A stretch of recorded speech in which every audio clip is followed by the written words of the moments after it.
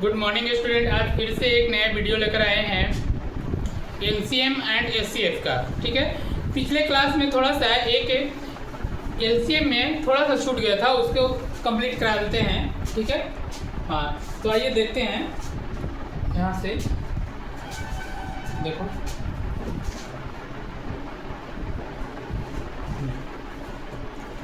तो देखिए एलसीएम का एक ए वाला दशमलव संख्या का एलसीएम, इसको कंप्लीट कराते हैं। कंप्लीट नहीं हो पाया था, इसी कारण अभी कंप्लीट कराते हैं इसको। ठीक है, तो दशमलव संख्या का एलसीएम निकालना हो तो पहले दशमलव के बाद कितना मैक्सिमम अंक है उसको देखेंगे। तो मैक्सिमम अंक कितना है, यहाँ पे तो 2 है, यहाँ पे 1 है, यहाँ पे 2, यहाँ पे 2। तो दशमलव के बाद मैक्सिमम अंक कितने हैं, 2। तो 2 रहेगा तो उसको 100 से गुना करेंगे। 100 से गुना करने के बाद संख्या क्या बदल जाएगा, संख्या पूर्ण संख्या में बदल जाएगा। ठीक है, तो 12 हो गया, 480 हो गया, 72 हो गया और 120 हो गया। ठीक है, 120 को फिर भाग विधि द्वारा एलसीएम निकालेंगे। तो भाग विधि से एलसीएम निकालें, 2, 2, 2 से फिर 3 से फिर 5 से, तो एलसीएम इतना आ गया। एलसीएम इतना आ गया, फिर इसको एलसीएम को लिखेंगे एलसीएम। ठीक है, तो 2 कितने टाइम्स है, 3 टाइम्स है, तो 3 टाइम्स लिखेंगे। 2 गुना 2। ठीक है, अब देखेंगे 3 कितने टाइम्स है, 2 टाइम्स है, तो 2 बार लिखेंगे इसको 3। फिर उसके बाद 4 है तो 4 लिखेंगे, फिर उसके बाद 5 है तो 5 लिखेंगे। ठीक है, और इस सब को गुना कर देंगे। तो गुना करने के बाद कितना हो गया जो देखना है, इस सब को 2 दूनी 4, 4 दूनी 8, 8 × 24, 24 या 72, 72 दूनी 288 होता है। ठीक है, और 288 गुने 4 करेंगे तो कितना होता है, 1440 हो गया। ठीक है, अब देखो 1440 तो एलसीएम हो गया, इसके अनुसार 1440 एलसीएम हुआ। लेकिन एक बात को ध्यान देना, जो अपने मन से किए हैं इसको 100 से तो अपने मन से गुना किए थे ना, तब 100 से ही अपने मन से क्या करेंगे, भागा देंगे तो बात बराबर हो जाएगा। ठीक है, तो 1440 भागा 100 करेंगे तो कितना हो गया, 14.40। ये हो गया एलसीएम। ये हो गया आपका आंसर। तो आप सीख लिए ना कि एलसीएम कितने विधि से निकाला जाता है।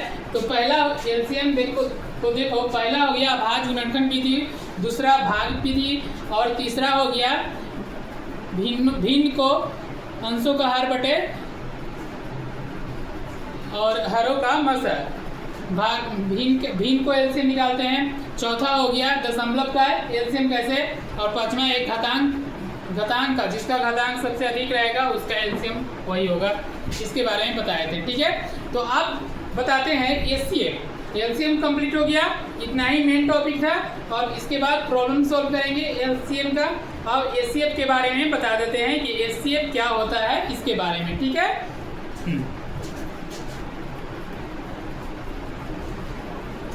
ठीक है, तो आइए हम एचसीएफ के बारे में बताते हैं आप लोग को।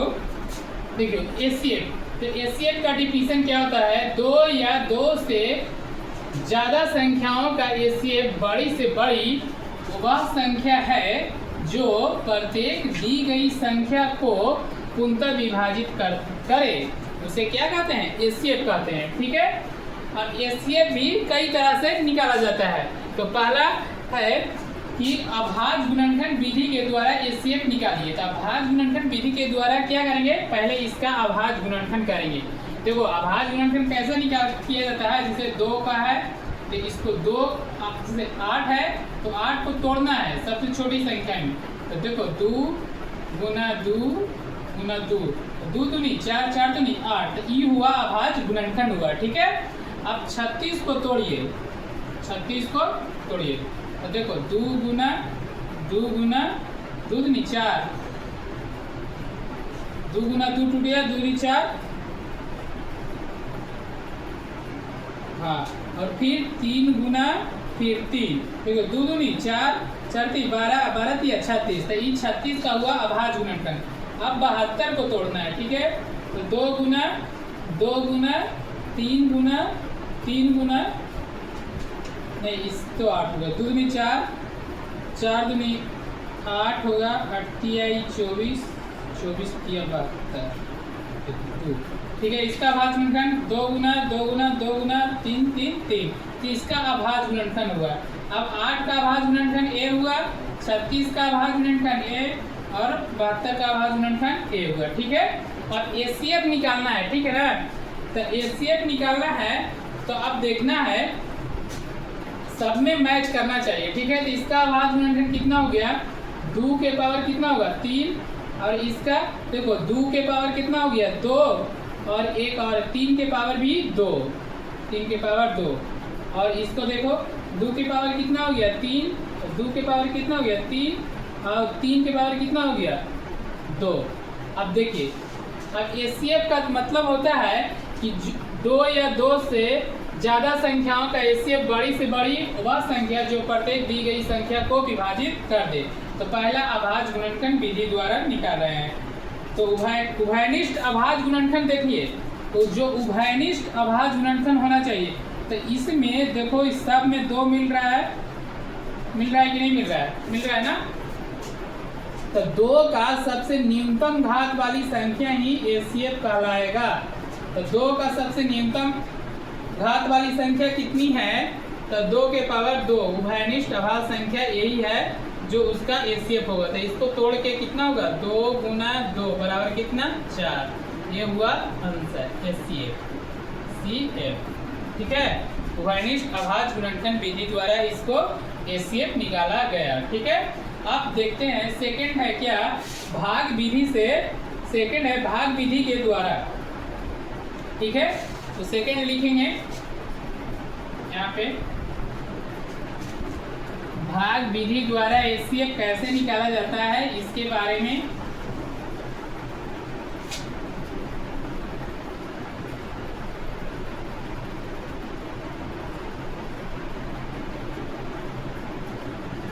भाग विधि द्वारा।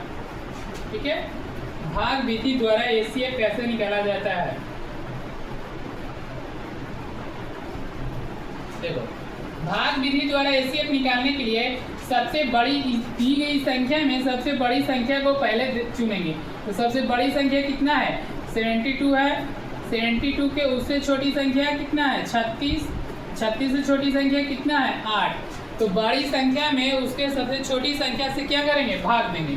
ठीक है, तो 72 को भाग दिया जाए किससे 36 से, तो 36 से भाग दिए तो 2 बार में कट गया ना जी, 36 दूनी 72 होता है। ठीक है, कट गया, अभी बच गया 36।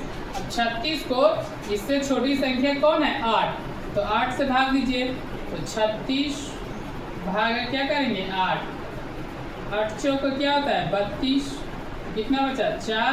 अभी नहीं कटा, जब तक पूर्ण रूप से नहीं कटेगा तब तक काटते रहना है। ठीक है, तो 4 से फिर 8 में भाग देंगे 4 से, तो 4 दूनी 8। देखो एग्जाम्पल तो सेम था, अभाज्य गुणनखंड विधि द्वारा भी निकाले थे तो 4 आया था एसीएफ, आई भाग विधि द्वारा भी निकाले तो 4 ही आया एलसीएफ। तो इसका एसीएफ कितना हो गया 4, ये हो गया आंसर। ठीक है, चलो अब आगे देखते हैं घातांक का एसीएफ। घातांक का एसीएफ कैसे निकालोगे इसके बारे में। ठीक है,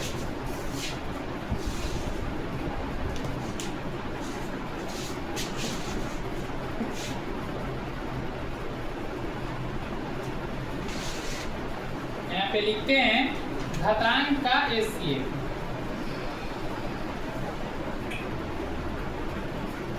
एसीएफ निकालें। ठीक है, घातांक का एसीएफ निकालने के लिए क्या करेंगे, पहले तो देखेंगे कि जब दी गई संख्या का आधार समान हो तो न्यूनतम घात वाली संख्या ही वह एसीएफ होगा। जब दी गई संख्या का आधार समान हो तो न्यूनतम घात वाली संख्या ही दी गई संख्या का क्या होगा एसीएफ होगा। तो देखिए 6 के पावर, देखो 6 के पावर 4 और फिर 6 के पावर नहीं, पहले 3 होना, 3 फिर 4 हो गया, फिर 6 के पावर 5 हो जाएगा, फिर 6 के पावर 7 हो जाएगा और 6 के पावर 17 का एसीएफ निकाले। एसीएफ निकालना है। ठीक है, तो देखो घातांक का एचसीएफ निकालने के लिए इसका डिफिनीशन है, जब दी गई संख्या का आधार सेम हो तो न्यूनतम घात वाली संख्या ही एचसीएफ होगा। तो इसमें सबसे न्यूनतम घात वाली संख्या कौन है? आधार देखियो, आधार सब में सेम है, 6 है, 6 है, 6 है। और न्यूनतम घात कितना है? 3। 3 से छोटा तो कोई नहीं, सब बड़ा ही है। तो इसका एचसीएफ कितना होगा? 6 के पावर 3, 6 के पावर 3। तो यही हो गया एचसीएफ आंसर। ठीक है, अब घातांक विधि द्वारा सीखिए ना, घातांक विधि का घातांक का एचसीएफ कैसे निकाला जाएगा जो। ठीक है, अब आगे देखते हैं टॉपिक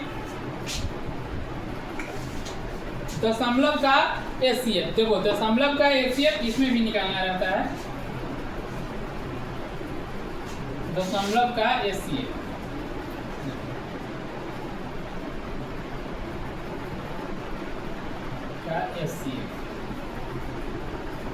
एचसीएफ निकालने के लिए। ठीक है, तो दशमलव का एचसीएफ निकालेंगे।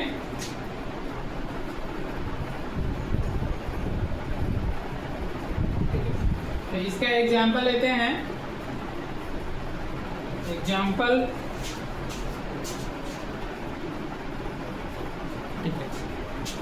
आइए देखते हैं दशमलव का एचसीएफ निकालने के लिए इसका एग्जाम्पल लेते हैं। ठीक है, देखो लिखो 0.05 है संख्या और 0.10 और 0.025। ठीक है, इसका एचसीएफ निकालें, एचसीएफ निकालना है। ठीक है, हाँ तो देखो इसको एचसीएफ निकालने के लिए पहले ये देखेंगे कि दशमलव के बाद कितना मैक्सिमम अंक है। दशमलव के बाद कितना मैक्सिमम अंक है? यहाँ पे 2 है, यहाँ पे 2 है, यहाँ पे कितना है? 3। तो इस सब में क्या करेंगे, अपने मन से सभी में 1000 से गुना होगा। जितना अंक रहेगा उतना ही से 2 अंक रहेगा तो 100 से, 1 अंक रहेगा तो 10 से, 3 अंक रहेगा तो 1000 से गुना करेंगे। ठीक है, तो 1000 से गुना करिए तो इसमें, हाँ इसमें गुना करिए 1000 से। ठीक है, तो कितना हो गया? पूर्ण अंक में बदल देना है पहले। तो ये हो जाएगा 50, ये हो जाएगा कितना?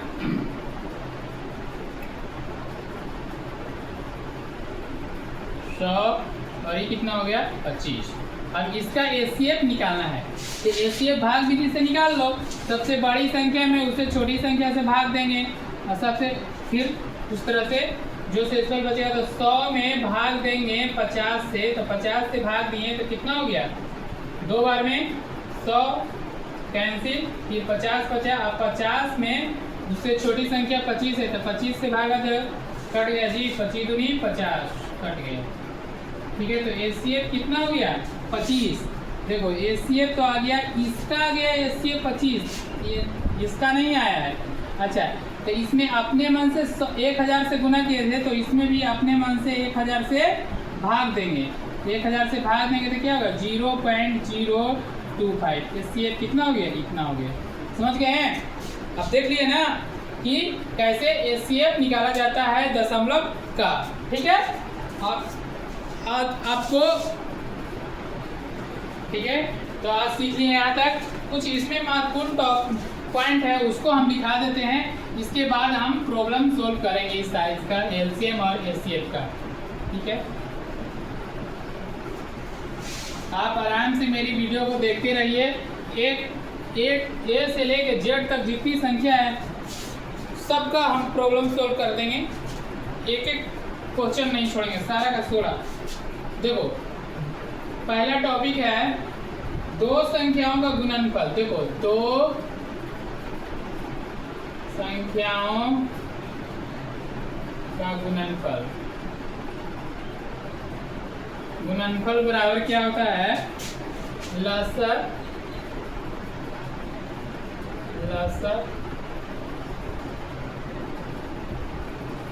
गुणे मसर।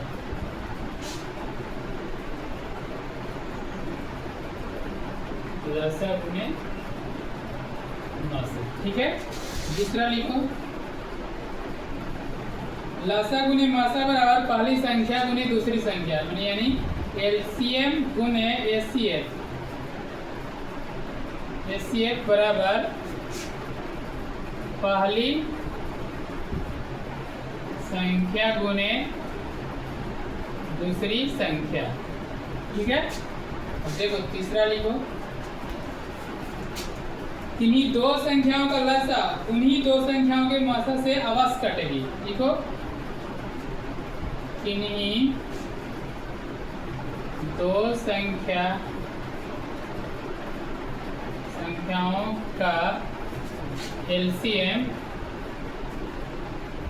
उन्हीं दो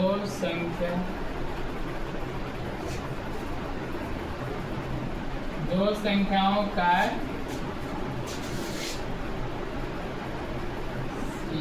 एचसीएफ से अवश्य कटेगा।